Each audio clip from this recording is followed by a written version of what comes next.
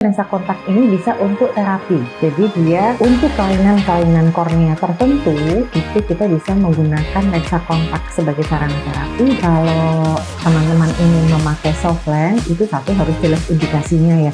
Kenapa kok mau pakai soft lens? Apakah karena penglihatannya terganggu dan tidak bisa memakai kacamata, atau karena ada kelainan yang lain? Keluhan itu biasanya memang dirasakan oleh pasien-pasien yang menggunakan lensa kontak jenis soft lens tadi ya, lensa kontak lunak. Jadi lensa kontak lunak ini kalau diumpamakan itu seperti spons yang di luar itu kering, tetapi ketika dia dimasukkan ke dalam air, dia akan menyerap cairan sekitarnya. 3, 2, 1.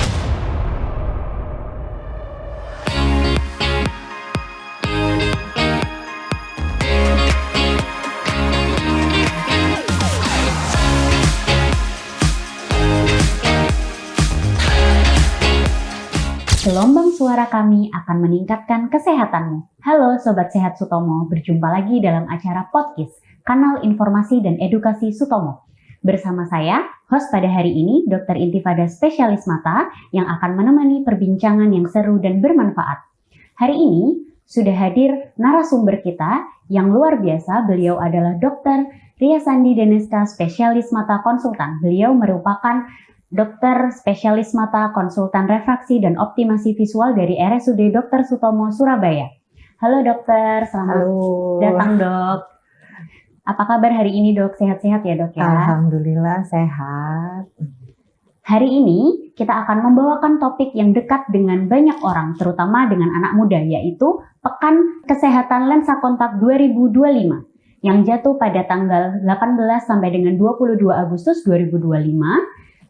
Lensa kontak ini memang praktis, memiliki banyak manfaat, dan juga bisa menjadi pilihan dalam menunjang penampilan. Tetapi apabila lensa kontak ini tidak digunakan dengan baik, maka dapat menimbulkan masalah yang serius pada mata. Pada episode kali ini kita akan kupas tuntas cara menggunakan lensa kontak dengan benar, perawatan yang tepat, sehingga kita dapat bersama-sama menggunakan lensa kontak dan menjaga kesehatan mata kita dengan baik.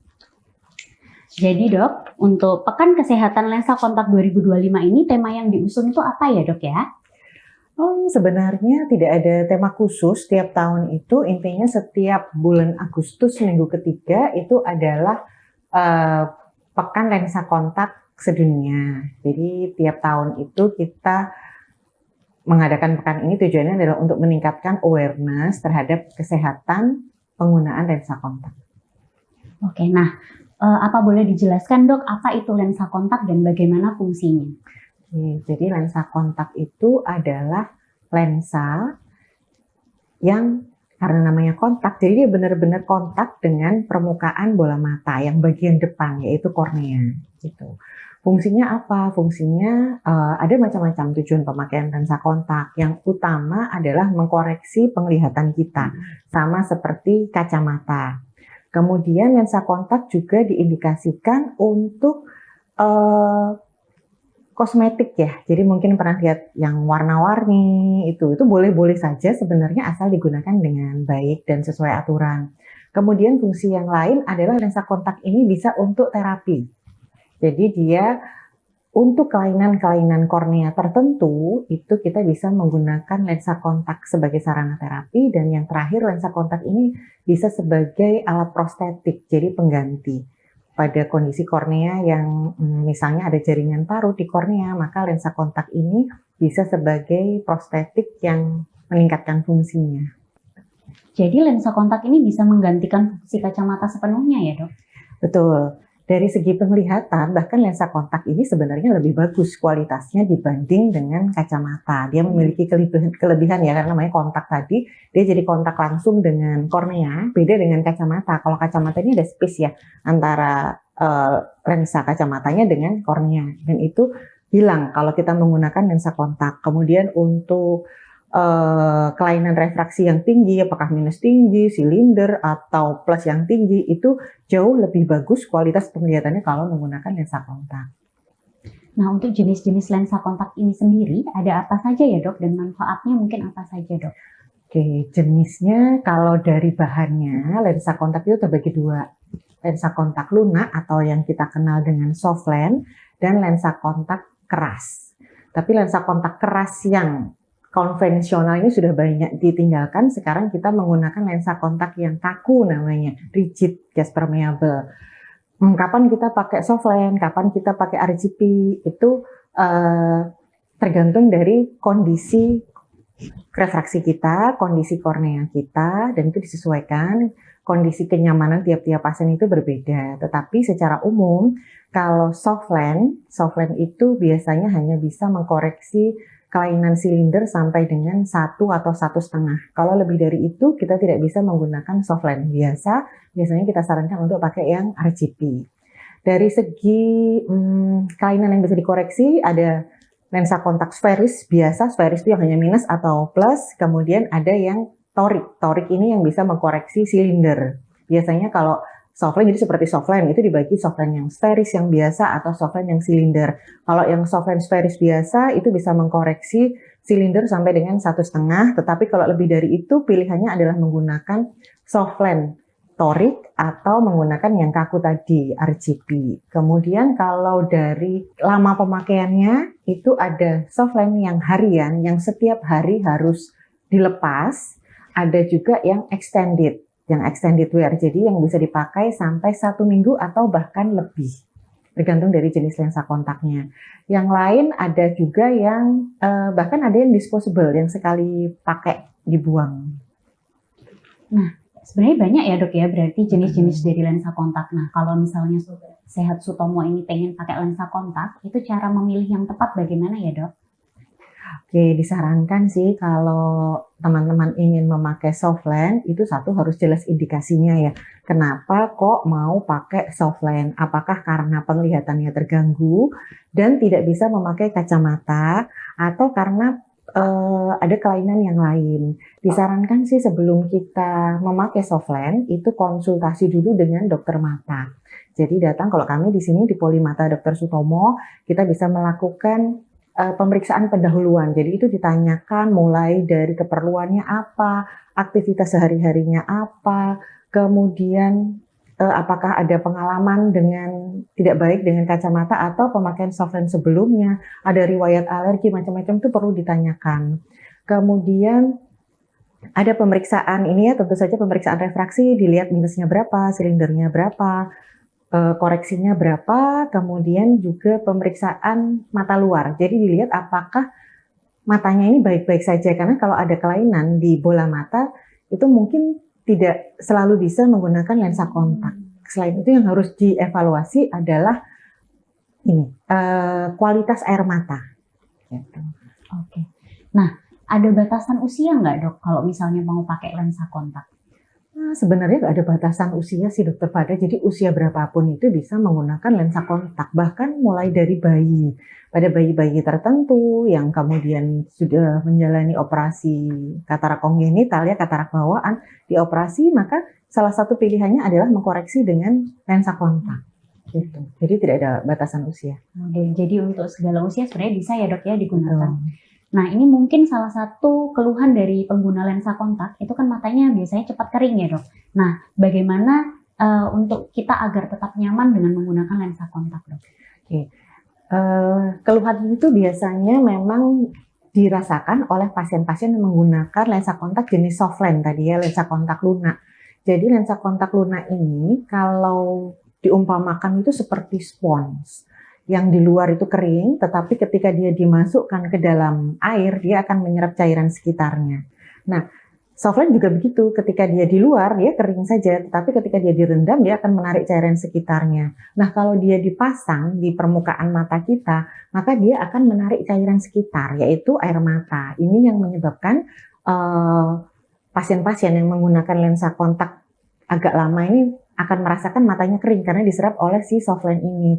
Nah, bagaimana supaya keluhan ini tidak muncul? Yang pertama adalah memperhatikan kadar air. Jadi selama ini mungkin teman-teman menganggap bahwa kalau yang kadar airnya tinggi itu kandungan airnya tinggi sehingga aman untuk mata kering. Padahal ini salah. Kadar air yang tinggi pada lensa kontak tidak menggambarkan kandungan air dalam lensa kontak, tetapi justru seberapa besar kemampuan dia menyerap cairan sekitarnya. Jadi semakin tinggi kadar air, maka kemampuan dia menyerap, termasuk menyerap air mata itu lebih besar, sehingga mata justru lebih mudah kering. Jadi pilihan pertama kalau misalnya teman-teman langsung datang ke optik misalnya membeli lensa kontak, justru jangan pilih yang kadar airnya tinggi, pilih yang kadar airnya rendah atau sedang. Itu satu. Kemudian yang kedua, selama pemakaian lensa kontak memang disarankan menggunakan pelembab atau air mata buatan. Tetapi hati-hati juga penggunaan air mata buatan ini, tidak semua tetes mata air mata buatan itu boleh dipakai ketika memakai lensa kontak itu. Nah, untuk pertanyaan selanjutnya ini mungkin penting banget tuh untuk kita menjaga kesehatan mata kita. Itu cara untuk membersihkan dan merawat lensa kontak itu bagaimana, dokter? Oke, memang lensa kontak ini sebenarnya adalah alat yang aman untuk dipakai asal perawatannya itu bagus gitu. Nah, lensa kontak yang perlu dirawat ini lensa kontak yang mana? Tadi sesuai dengan jadwal pemakaiannya, ada yang sekali pakai buang, ada yang 2 minggu, 1 bulan, 3 bulan, dan seterusnya. Kalau untuk yang sekali pakai buang, itu kelebihannya kita enak aja, nggak usah perlu merawat, ya habis pakai langsung buang. Paling kita perlu cuci tangan sebelum pasang. Nah, kalau dia lebih dari 1 hari makainya ya, jadi disimpannya 1 minggu, 2 minggu, dan seterusnya, maka ada perawatan harian, ada perawatan mingguan. Perawatan harian ini kita mulai dari awal kita pakai itu adalah cuci tangan. Nomor 1 itu cuci tangan. Cuci tangan menggunakan sabun, kemudian dikeringkan menggunakan tisu atau handuk yang tidak ada bulunya. Jadi tidak ada yang tertinggal. Kemudian kuku ini harus selalu pendek, tidak boleh panjang. Setelah itu pertama pakai pagi hari, kita buka dari kotaknya, lensa kontaknya kita letakkan di sini, di telapak tangan, terus dicuci pakai cairan khusus lensa kontak. Jadi itu yang untuk perawatan harian ada sendiri cairannya, dibersihkan, bolak-balik dibersihkan, kemudian dipasang. Nah, kotak penyimpannya ini kan direndam nih semalaman, itu cairannya perendamnya harus dibuang. Terus kotaknya ini diangin-anginkan.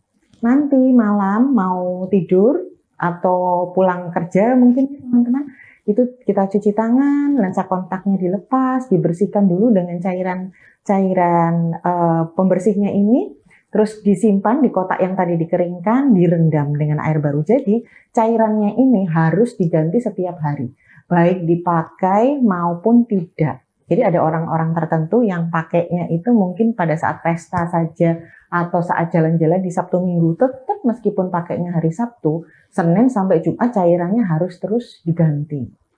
Itu yang perawatan harian. Kalau dia makainya lebih dari 1 minggu, maksudnya yang gantinya ini replacementnya itu setiap lebih dari 1 minggu, maka kita perlu perawatan mingguan menggunakan cairan khusus namanya remover untuk menghilangkan kotoran-kotoran yang tersisa. Itu aja sih Dokter Fada. Untuk soal durasi ya dok ya, idealnya dalam 1 hari itu kita boleh pakai kontak lens itu dalam berapa jam ya dok ya? Oke. Kalau semua hasil pemeriksaan pendahuluan tadi baik, termasuk produksi air matanya bagus, itu yang disarankan maksimal 8-12 jam. Itu maksimal ya. Tetapi kalau kurang dari 8 jam misalnya sudah terasa tidak enak, maka sebaiknya langsung dilepas. Terus kalau sekarang itu ada teknologi baru, jadi lensa kontak ini yang memiliki pori-pori gitu istilahnya. Jadi dia bisa ditembus oleh oksigen. Kalau lensa kontak yang jenis ini itu relatif aman, mau dipakai seharian dari pagi sampai bangun tidur oke. Bahkan kalau dipakai tidur itu masih boleh, maksimal 6 malam, tetapi malam ke-7 harus dilepas. Ini pun harus dengan pengawasan ketat ya, jadi harus diseleksi dulu, pasiennya harus konsultasi dulu sama dokter.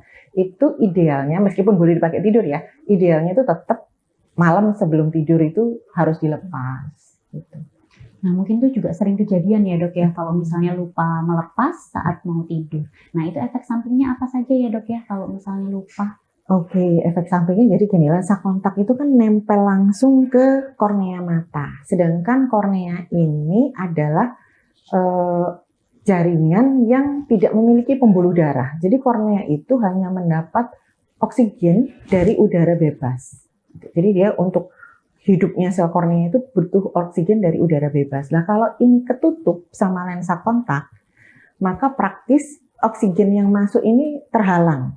Nah, kita bisa bayangkan kalau organ tubuh kita itu kekurangan oksigen pasti terjadi masalah ya. Nah, karena itu tidak boleh makainya terlalu lama. Terus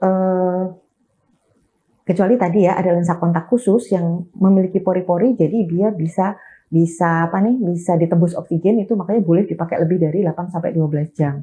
Nah, kalau kornea kekurangan oksigen, maka tanda pertama adalah merah di sekeliling kornea. Itu kelihatan banget. Jadi kalau kelihatan ada merah di sekeliling kornea, itu pasti korneanya kekurangan oksigen nomor 1. Kalau ini dibiarkan terus setiap hari, lama-lama pertahanannya kornea ini jadi menurun. Jadi mudah dimasuki kuman, dimasukin virus, jadi korneanya akan mengalami peradangan atau infeksi. Nah, kalau seperti itu berlanjut terus ya memang bisa sampai korneanya rusak, bahkan bisa sampai kebutaan gitu. Jadi kita boleh nggak dok kalau terlalu sering pakai kontak lens? Nah, kira-kira kalau kita sering nih dok tiap hari pakai kontak lens, apa ada resiko yang muncul akibat penggunaan yang terlalu sering? Sebenarnya boleh-boleh saja lensa kontak ini karena dia sama dengan kacamata yang dipakai setiap hari, asal itu tadi perawatannya bagus. Satu, kuncinya cuci tangan, terus pemakaiannya harus teratur ya, 8-12 jam kecuali yang jenis khusus tadi. Kemudian harus rajin bersihkan setiap malam. Cairan perendamnya harus diganti setiap hari dan harus menggunakan cairan khusus, dan selama pemakaian rajin menetesi dengan tetes mata air buatan. Kalau itu semuanya dikerjakan, maka insya Allah baik-baik saja. Dan saran sih tetap ya, pertama kita harus screening dulu ke dokter mata, boleh di Polimata atau di mana saja monggo. Jadi dipastikan bahwa dia tidak ada kontraindikasi, tidak ada hal-hal yang menyebabkan dia tidak boleh memakai lensa kontak. Memang kita harus merawat lensa kontak dengan benar. Betul. Ya dok ya, biar kita tetap sehat. Nah, kira-kira dok kalau misalnya tanda-tanda infeksi dan komplikasi serius akibat penggunaan lensa kontak itu apa saja ya dok ya? Tandanya tuh matanya pasti nomor 1, matanya terasa tidak nyaman. Jadi dia rasanya kok ganjel, ngeres, kemudian matanya kok dilihat itu jadi merah, keluar kotoran, dan ini penglihatannya ini jadi kabur. Kita kan pakai lensa kontak biasanya terang, lah ini kok jadi kabur ya. Nah ini kita harus ada sesuatu di situ, dan harus segera pergi ke dokter mata tanpa ditunda-tunda gitu. Nah, untuk komplikasi-komplikasi yang terjadi itu kita gimana ya dok ya cara merawat lensa kontak dengan aman? Merawat tadi seperti yang sudah saya sampaikan ya dokter Pada. Jadi ada perawatan harian, ada perawatan mingguan, dan kita harus tahu nih kita indikasinya apa. Maksudnya kita ini mau untuk sehari-hari, mau untuk hanya hari Sabtu Minggu gitu.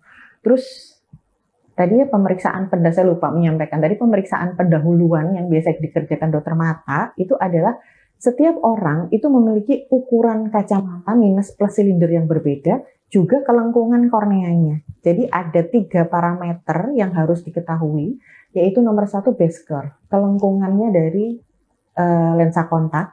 Ini menyesuaikan dengan kelengkungan mata kita, dan mata tiap orang ini beda-beda. Jadi sebelum kita membeli lensa kontak itu harusnya diukur dulu nih kelengkungan korneanya berapa, nanti dia harus menggunakan lensa kontak yang kelengkungannya berapa supaya bisa bagus. Karena kalau kelengkungan ini tidak sesuai, nah itu bisa jadi satu, lensa kontaknya kendor. Kalau kendor sih nggak apa-apa ya, paling lensa kontaknya gampang lepas. Yang bahaya itu kalau dia terlalu ketat. Nah karena terlalu ketat, maka dia akan oksigennya yang masuk ini sangat terhalang, kemudian rasanya pasti tidak nyaman ya, seperti kita memakai baju yang terlalu ketat gitu. Yang kedua, minus dan silindernya atau plusnya berapa, itu harus diukur dengan benar. Ukuran kacamata berbeda dengan ukuran lensa kontak, itu ada perhitungannya sendiri. Karena itu kita sebaiknya melakukan pemeriksaan pendahuluan dengan dokter mata. Jadi tidak selalu misalnya kita ukuran kacamatanya sekian, kita tunjukkan ke optik, terus kita akan mendapatkan ukuran yang sama. Itu bisa sangat berbeda antara ukuran kacamata dengan ukuran lensa kontaknya, terutama untuk kasus-kasus yang minusnya tinggi. Dan kemudian diameter dari lensa kontak ini juga harus diukur, disesuaikan dengan diameter kornea kita. Jadi itu salah satu yang harus diperiksa sebelum kita memakai lensa kontak. Itu Dr. Fada. Mungkin ini menyambung pertanyaan-pertanyaan tadi ya dok ya. Kalau misalnya kita dengan mata kering, itu kita tetap boleh nggak dok menggunakan lensa kontak? Oke, memang ada beberapa kondisi yang sebenarnya merupakan kontraindikasi untuk menggunakan lensa kontak. Kontraindikasi ini bisa absolut, artinya benar-benar nggak boleh sama sekali, atau dia relatif. Jadi kalau relatif ini misalnya nih, ada seseorang yang memang oleh pekerjaannya itu tidak boleh pakai kacamata, tetapi dia minusnya -3, -4, bayangin ya, kalau -3, -4 nggak pakai kacamata pasti burem, pekerjaannya pasti terganggu. Maka alternatifnya dia memakai lensa kontak. Tetapi pasien ini ternyata setelah melakukan pemeriksaan pendahuluan loh, kok ada mata kering gitu ya. Terus gimana? Nah, ini kita boleh memberikan lensa kontak dengan penyesuaian. Satu, kita pilih tadi yang kadar airnya bukan yang terlalu tinggi. Kemudian yang kedua, selama memakai lensa kontak, dia harus rajin meneteskan tetes mata, air mata buatan. Itu rasanya cukup bisa membantu. Nah, bagi pengguna-pengguna lensa kontak dok, kapan kita harus periksa ke dokter mata ya dok? Kalau dia sudah rutin sama dengan pengguna kacamata ya, jadi disarankan itu setiap 6 bulan sekali kontrol ke dokter mata. Tetapi begitu ada keluhan nih, ada kok matanya tiba-tiba jadi nggak nyaman waktu pakai lensa kontak, atau biasanya bisa pakai 8 jam, kok sekarang pakai 2 jam aja rasanya kok sudah nggak nyaman, atau matanya merah, maka sebaiknya langsung ke dokter mata untuk dilihat apakah ada masalah dengan korneanya. Terima kasih dok atas pemaparannya mengenai lensa kontak. Untuk yang terakhir, mungkin dokter bisa memberikan sedikit pesan singkat dok untuk agar mata kita tetap sehat dan bebas resiko penggunaan lensa kontak. Silahkan dokter. Oke, terima kasih Dr. Fada. Jadi pesan saya untuk teman-teman yang ingin menggunakan lensa kontak atau sudah menggunakan lensa kontak, satu, kita harus kenal nih lensa kontak yang kita pakai jenisnya apa. Kapan replacement schedule-nya, kapan dia harus diganti, apakah dia yang disposable sekali pakai buang, atau yang seminggu, atau yang 1 bulan, atau 3 bulan. Jadi itu harus benar-benar diganti dengan, kalau dia harus 1 bulan diganti, ya harus diganti. Gitu. Kemudian kita harus tahu jenisnya ini, apakah dia yang daily wear, atau yang tadi extended wear. Kalau yang daily wear, dia benar-benar makainya maksimal 8-12 jam sehari. Kalau sebelum 8 jam kok sudah terasa tidak nyaman, ya mau nggak mau harus dilepas. Atau yang extended wear. Yang extended wear ini yang boleh dipakai tidur. Makanya sampai 6 malam 7 hari. Tetapi idealnya kalau toh kita memilih lensa kontak yang ini, setiap sebelum tidur, idealnya kalau kita masih bisa nih, itu sebaiknya dilepas. Gitu. Terima kasih banyak sekali lagi Dr. Ria dan seluruh Sobat Sutomo yang menyaksikan perbincangan ini. Semoga topik yang kita bawakan hari ini dapat membawa manfaat bagi masyarakat sehingga kita dapat bersama-sama menjaga kesehatan mata kita. Jangan lupa Sobat Sutomo ganti lensa kontak tepat waktu untuk rawat penglihatan. Bersama RSUD Dr. Sutomo, masyarakat sehat dan menyehatkan. Sampai jumpa di podcast berikutnya.